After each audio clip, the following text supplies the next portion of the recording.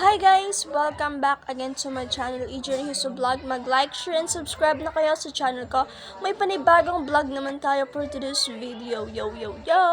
Yung gagamitin nating skincare for a day ay yung nabili ko sa TikTok. Yung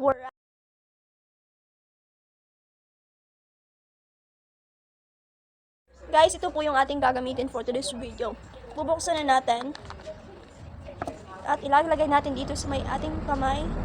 Dito lang sa may gilid. Dito.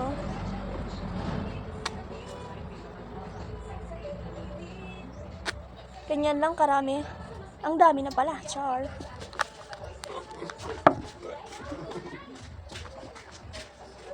Maglalagay na tayo dito sa ating mukha.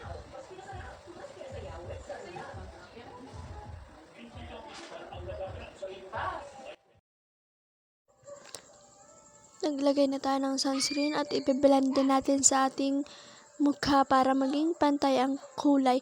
Mabibili lang po natin to sa TikTok shop. Yung Worado at mas mura ang halaga kasi nasa live ko siya binili.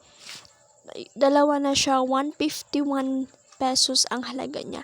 Syempre naman, ibe-blend na natin, binilagay na natin sa pisngi natin yung ating sunscreen, Worado. At syempre sa may mata, noo, lieg at ibang parte sa ating mukha para maging pantay ang kulay niya. At syempre sa may leeg kasi inubos na natin yung nilagay natin kanina sa kamay natin para maging pantay ulit yung kulay niya sa ating mukha. At syempre hindi mawawala yung ating kilay effect kasi yun yung magpapaganda sa ating mukha. Yung kilay effect, nagkuha na ako ng brush at i-brush ko na sa kabilang kilay ko at sa kaliwang kilay. Syempre naman aayusin natin yan para maging pantay at maging malinis ang ating kilay. Syempre naman naglagay na tayo ng Susina brown na itim niya na yan kasi yung pinakahihintay ng lahat, charot, yung kanyang kulay para maging pantay ulit siya yung ating kilay. At syempre naman nilagyan ulit natin at maglalagay tayo dyan ng lip tint at lipstick.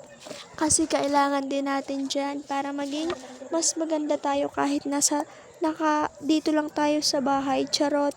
At syempre naman naglagay na ako dyan ng lipstick at yung lip tint natin na matte. Mabibili din yan sa Shopee kasi paubos na din yan, sinimot ko na, charot. At yan yung ating aura lock.